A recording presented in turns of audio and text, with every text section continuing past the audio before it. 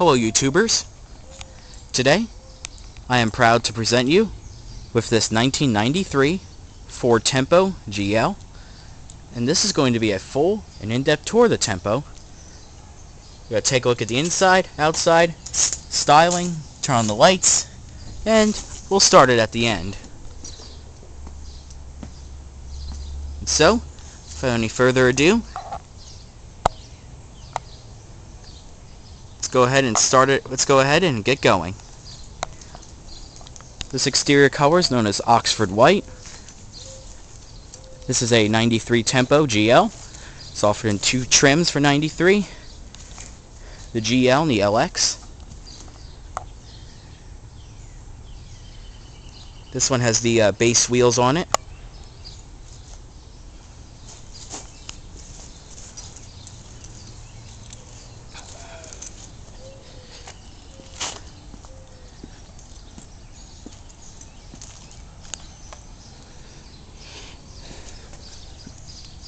.15-inch wheels, I believe.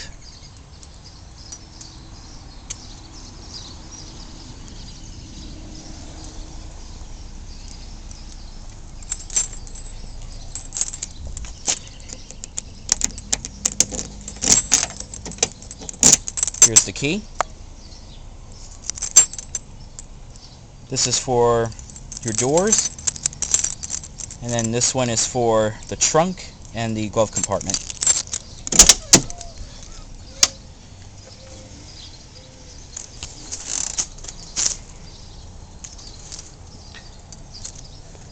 Manual everything, except does have power mirrors. Power windows and locks were an option. They would go right here. That's why you have this fake panel. You have fully padded door panels with cloth inserting at the bottom. A little storage container for sunglasses. Fully manual driver's seat.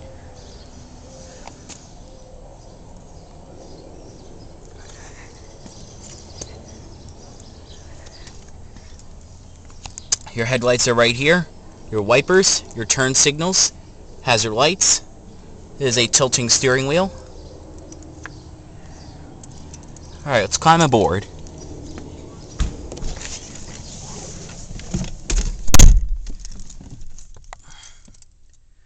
This is the interior. Smooth plastic dashboard. Your climate controls are right here with your fan speed here. Different adjustments and temperature. Obviously vacuum controlled. This is your AM FM radio. A cassette radio was an option. Very self-explanatory.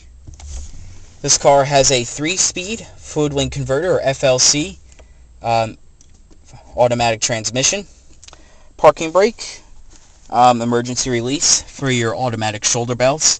In which before cars had airbags, pretty much most cars from the 80s and early 90s did have these automatic shoulder belts. And these in particular, as you can see, there's no latch. A lot of the cars at the time had a latch, but this one doesn't have it.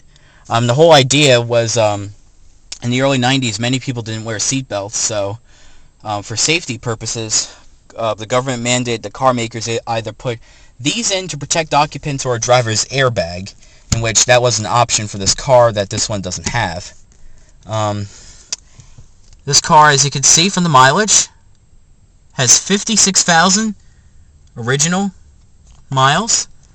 When my dad bought the car 6 years ago, it had 6,000 original documented miles. Over here is your coolant, and over here is your fuel gauge. Like I said, here's your steering wheel, rear view mirror. You have two courtesy lights up above. This here is your rear view mirror. Yeah, as you can tell, the headliner's a mess. It was so bad back there that I just duct taped the whole thing. A lot of these cars from this era had horrific headliners. Just fall apart. Down here is your ashtray and cigarette lighter. This car, as you can see, never ever smoked in.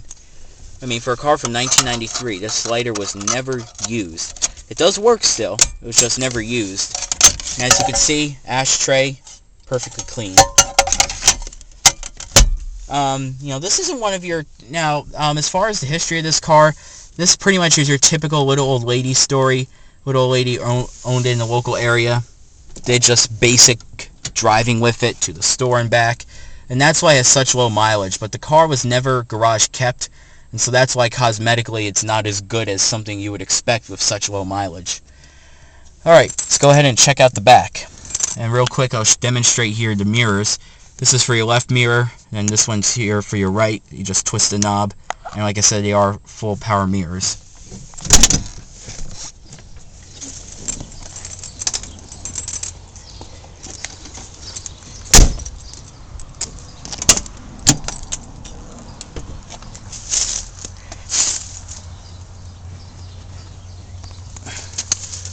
The padding continues back here. You have crank windows, in which in the back you only go down halfway for safety purposes. This is your back seat.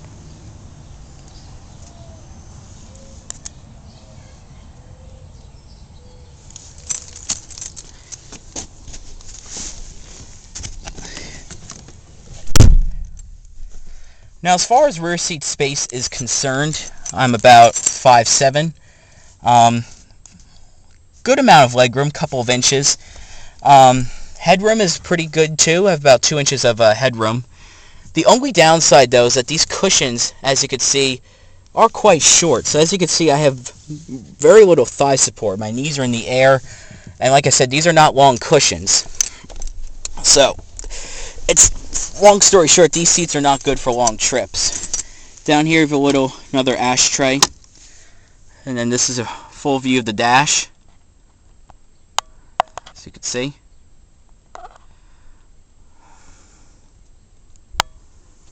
Also view the horrific condition of the sun, or the roof.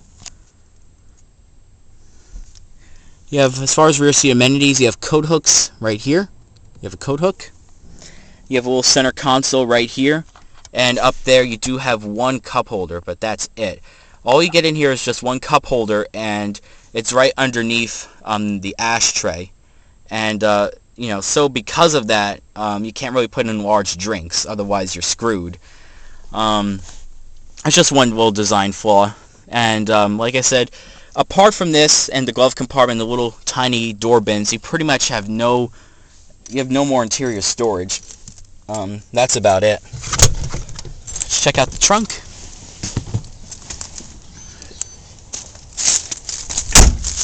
We'll head around to the other side to view the trunk. This car has very little rust on it because this did not have the optional clear coat paint.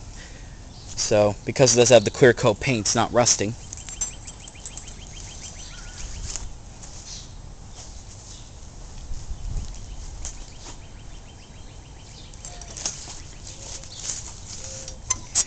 Fuel. Now, one unique thing about this car is the suspension. Up front, you have a standard McPherson strut front suspension. But back here, you have, this car was the first domestically produced vehicle to have an independent rear suspension, as you can see. So because of this had a greater ride, and it meant that this car, at least according to Ford, had a better ride than its competitors. Here's your right side mirror. Mirror really doesn't work.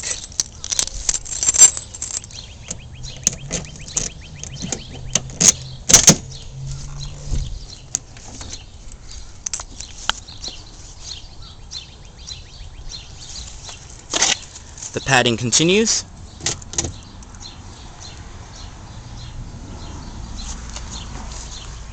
As far as the front seats go, you only have adjustments for sliding and tilting. That's it. Those are the head restraints. That's as far up as they go. And as you can see, the seat does lack lumbar support.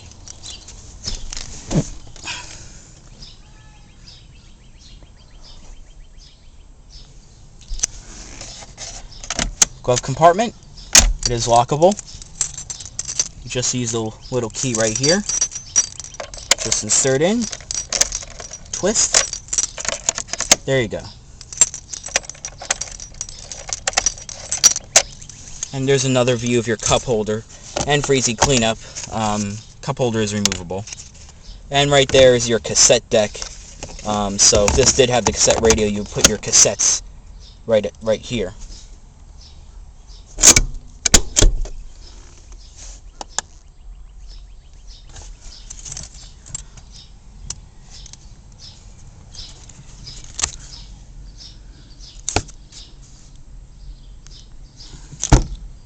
Also, the sun visor does come out, as you can see.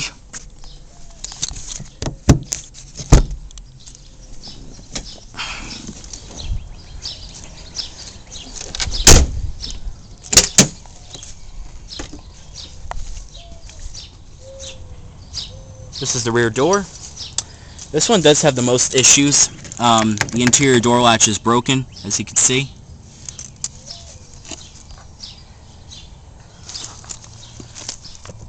View the back seat from over here. That's the view of the headliner and the emergency repairs I had to do to it. And as you can see right here, this actually isn't trim. Long story short, this trim, all of it peeled off, so I actually applied black electrical tape in order to try to mimic the look and stuff. Alright, let's go ahead and start it. This car does come with a 2.3 liter HSC, which stands for high swirl combustion, 4-cylinder engine. Makes 96 horsepower and 98 pound-feet of torque. Fuel economy ratings based on the current system are 19 city, 25 highway. That is with the automatic.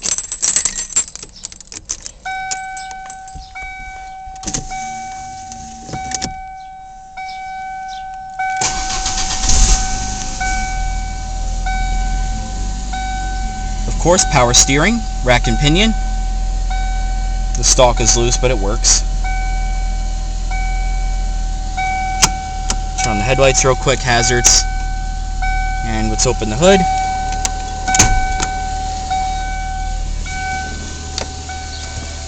This car has plenty of ambient lighting. You have lighting in the footwells, as you can see.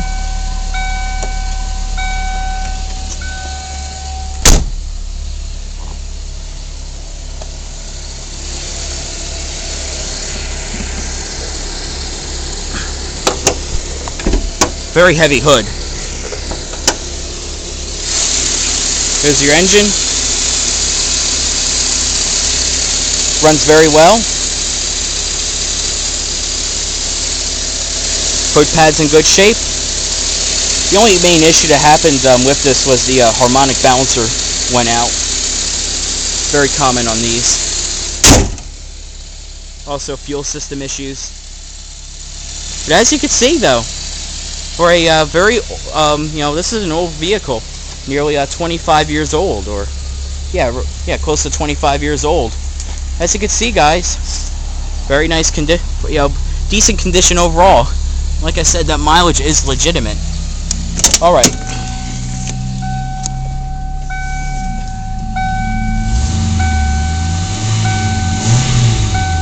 All right, it's gonna do it.